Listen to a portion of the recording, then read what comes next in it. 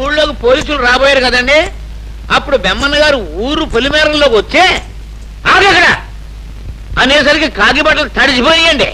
అదంతా ధర్మపీఠం మహత్యంరా. పవర్ ఉంటే పల్లెరుగాయ కూడా ప్రాణందిస్తుందని.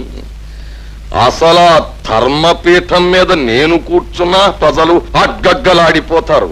వంశపారంపర్య వస్తున్న హక్కు వల్ల బ్రహ్మన్న కూర్చుంటున్నాడు గాని, లేకపోతే ఆ ధర్మపీఠం మీద ఈ మీసాల పెద వెంకట్రాయుడు ఎప్పుడో కూర్చోవాలి కదురా. ఆ పని చెయ్యండి బాబు. మీరు ధర్మపీఠం ఎక్కితే చూడాలని నా చిన్నప్పటి నుంచి అనుకుంటున్నానండి.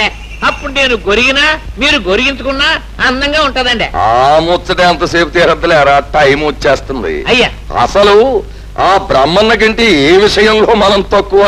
ఆయనకంటే మన గ్రహమే బాగా అంతది. అవునండి. ఆయనకున్న ఆస్తి కన్నా మనకున్న ఐశ్వర్యం ఎక్కువ. ఆయన కొంప కంటే మన బంగళా గొప్పది. ఆయన మీసాల కంటే మన మీసాలే చాలా అన్నట్టు మీసాలంటే జ్ఞాపకం వచ్చింది. నీకు ఈ గొడవ చెప్పలేదు కదా? లేదండి.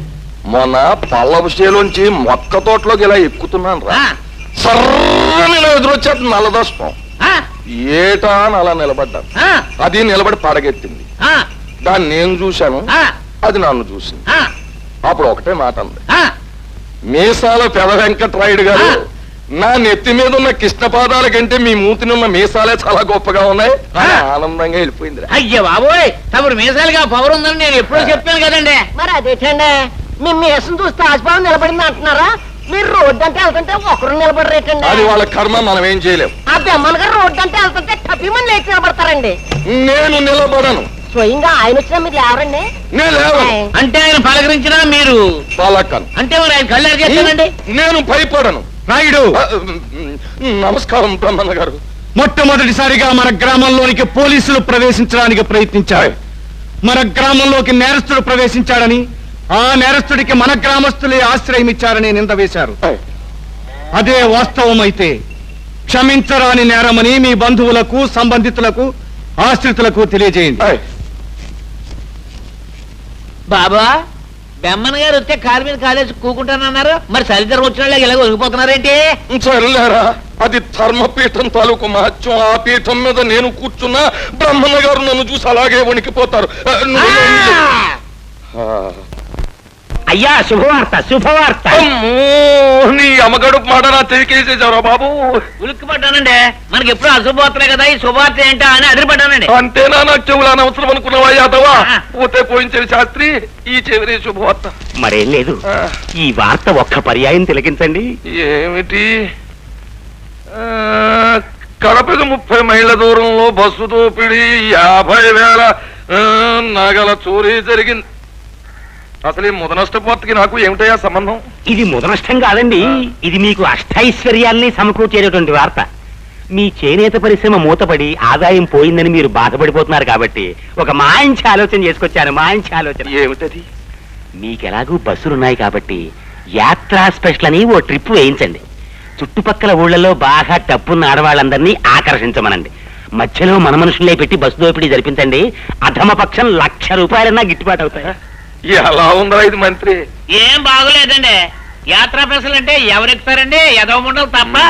దోచుకోవడానికి బంగారం కాదు కదా, మంగళసూత్రాలు కూడా ఉండవు. నేను మరీ అంత చవట ఆలోచన చేయలేదురా. చవట అని.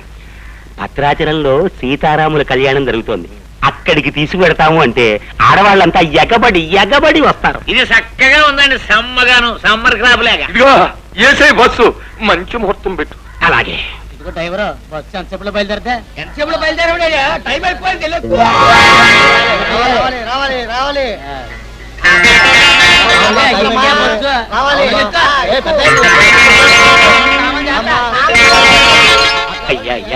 అయ్యా, ఆ చెవులు జుంకాలును, ఆ చేతి గాజులను అవి మాత్రం నాకు ఇప్పించాలయ్యా. సర్లే చూద్దాం. అయ్యా, నాకు పదద్దు. ఆ ఒక్క నెక్లెస్ ఇప్పించండి చాలు. సర్లేవయ్యా, కంకి నిందనగానే కట్టాతలు ఎప్పుడు అంటారేమిటి? బొత్తిగా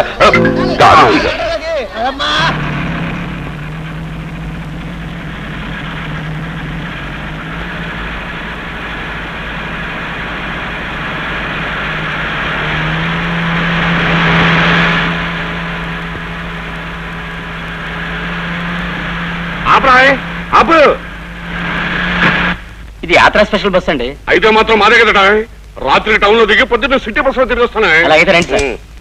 రైట్ రైట్ రైట్.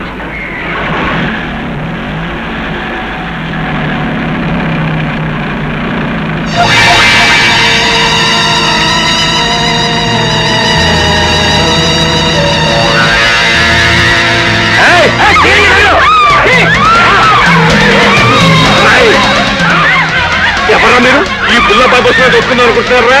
మీ నెత్తులు తాగిస్తాను రాయ్. మీ పేరు రాయ్.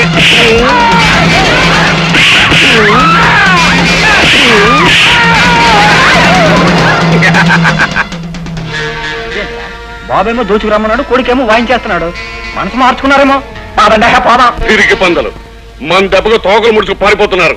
Right right. శాస్త్రి, నువ్వు వేసిన శకుని ప్లాన్ అంతా నా కొడుకు సర్వనాశనం చేసేసాడు కదయ్యా. బుల్లెబ్బాయి అని బుచ్చగించారు, మన పని గొల్ల చేశాడు. ముచ్చాలు, ఎక్కడ మా నాన్న, ఎక్కడ మన తండ? మన సాహసం తెలిసిందో, బస్సు దోపిడికి తెలిసిందో, రాత్రి మనం దొంగల కొట్టిన సంగతి తెలిసిందో? తెలిసింది బాబు. అయితే ఎక్కడ మనకి సన్మానం? కత్తిగాడు మీద పడికి ముక్క అద్దినట్టు సమ్మగా చేస్తారు. పదన బాబు. నాన్న, ఏమిటి మంత్రి, మా నాన్న జూదంలో ఓడిపోయిన ధర్మరాజులాగా నెత్తిన చెంగి వేసుకున్నాడు? ఆయన పని చలికాలంలో అంటకత్తిరేయించుకున్నట్టు అయిందండి. ఎందుకు నన్ను ఈ బెంగపడతావు? నాలాంటి కొడుకుండగా రాత్రి బస్సు దోచుకునే దోపిడీ దొంగల్ని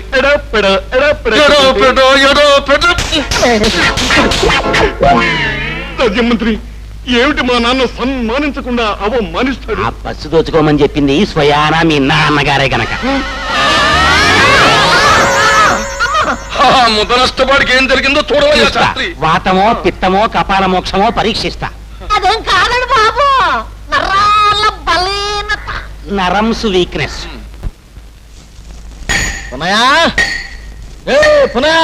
గొడవలు నిన్నే పంపించేసాను కదండి. గొడవలదేముందిలేరా, అతనికి ఇంకా టైం ఉంది కదా.